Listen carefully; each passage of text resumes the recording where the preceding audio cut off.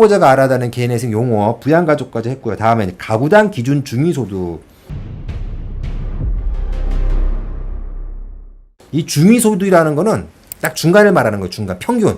수천만 가구가 살겠는데 1인 가구도 있고 2인 가구도 있고 3인 가구도 있고 그럴 거예요. 소득이 많은 가구도 있을 것이고 소득이 적은 가구도 있을 거잖아요. 평균, 딱 가운데 소득. 그걸 기준 중위소득이라고 하는 거예요. 한 가구에 중간 소득이 있을 것이고 2인 가구에 중간 소득이 있겠죠. 가구당 다 중위소득이 있습니다. 이게 이제 개인회생에서는 그 변제금이 내 월평균 수입에서 이 가구당 기준 중위소득의 60%, 기준 중위소득의 100%, 100%가 딱 우리나라 평균이에요. 가운데. 근데 거기 60%니까는 평균보다 적은 생계비를 밖에 못 쓴다는 거죠. 1인 가구의 기준 중위소득이 60%는 124만 원이에요. 124만 원 가지고 살아야 한다는 거예요. 개인회생 하시는 분들은. 그리고 2인 가구는 207만 원. 207만 원 가지고 살아야 한다는 뜻이고 3인 가구는 266만 원. 가구당 기준 중위소득의 60%가 266만 원을 가지고 살아야 한다는 거예요. 이제 지금 상담하는 사무실들에서 대부분 뭐 최저생계비라는 용어를 많이 쓰는데 최저생계비는 정확하게는 이 가구당 기준 중위소득의 40%가 최저생계비입니다. 이 최저생계비는 그 우리 기초생활수급자를 이제 정할 때 쓰는 용어입니다. 최저생계비는. 다음에 또 자, 가용소득이라는 용어가 또 있어요. 가용소득이라는 용어 처음 들어보시죠? 변제에 사용할 수 있는 수입이 얼마냐라는 거예요. 월평균 수입에서 이 본인 부양가족 수에 따른 가구당 기준 중위소득 60%를 뺀 거, 그 금액이 가용소득입니다. 가용소득이다. 변제에 사용할 수 있는 소득 이렇게 생각하시면 돼요. 가용소득. 다음에 청산가치.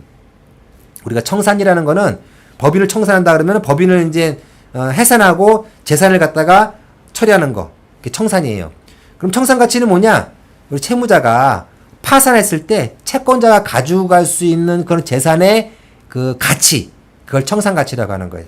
청산가치는 어떻게 계산하냐면은 채권자가 압류할 수 있는 그런 재산은 빼고 계산하는 거예요. 청산가치를 계산할 때는 압류할 수 없는 채권이 큰 게 뭐가 있냐면은 우리가 전세보증금 중에 소액보증금에 해당하는 금액은 압류할 수 없어요. 그래서 청산가치를 계산할 때는 뺍니다. 서울 같은 경우에는 5,500만 원.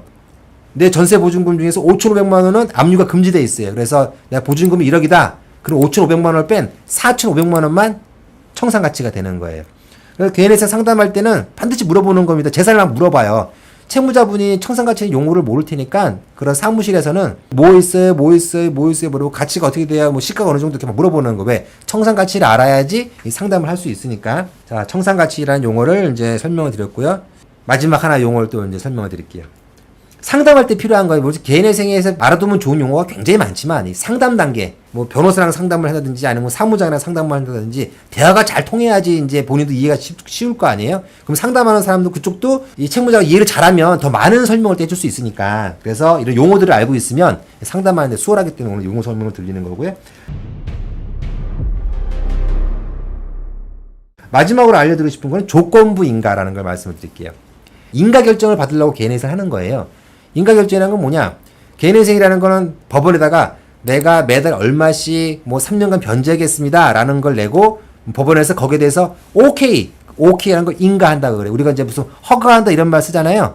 허가한다는 말과 비슷한 말이에요, 법적으로는. 근데 개인회생 변제 계획안을 인가한다라는 말을 써요. 이제 개인회생은 그 인가 결정을 받으려고, 변제 계획안에 대한 인가 결정을 받으려고 우리가 개인회생을 신청하는 거예요. 그런데 그 인가를 법원에서 조건을 붙여서 인가를 내주는 경우가 있다는 거예요. 보통 두 가지 종류가 있습니다.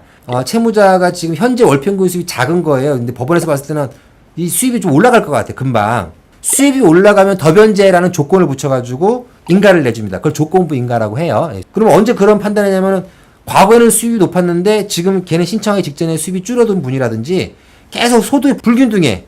불확실한 거예요. 소득이 계속 들락날락하는 분이라든지 혹은 자영업 하시는 분들 같은 경우에 이 조건부 인가가 나올 수가 있습니다. 그리고 또 하나의 종류의 조건부 인가가 있어요. 뭐냐? 부동산. 부동산이 있는 분들 중에 이 가압류가 된 다음에 이제 개인회생을 신청하시는 분들이 있어요. 그러면 원래 가압류라는 거는 이 보존 처분이기 때문에 인가 결정이 나면은 그게 효력을 상실합니다. 효력을 상실하는데 과거에 봤더니 인가 받은 다음에 가압류 효력 상실된 거 말소시키고 부동산을 팔고 그 다음에 잠수 타는 거예요. 개인회생 안 하고. 채권자들이 이제 난리가 난 거죠. 부동산이 있어서 가압류했는데 가압류한 거 개인회생으로 지워버리고 도망가 버리니까 법원에서 그런 사태가 발생하니까 이 가압류는 면책이 된 다음에 효력을 상실한다. 그리고 가압류 효력 상실 시기를 갖다가 조건을 붙이는 거예요. 이런 조건부 인가도 있습니다. 그래서 설명을 할 때 이제 조건부 인가라는 건 두 가지 조건부 인가 있다는 거예요. 그거 알아두시면 좋을 것 같습니다.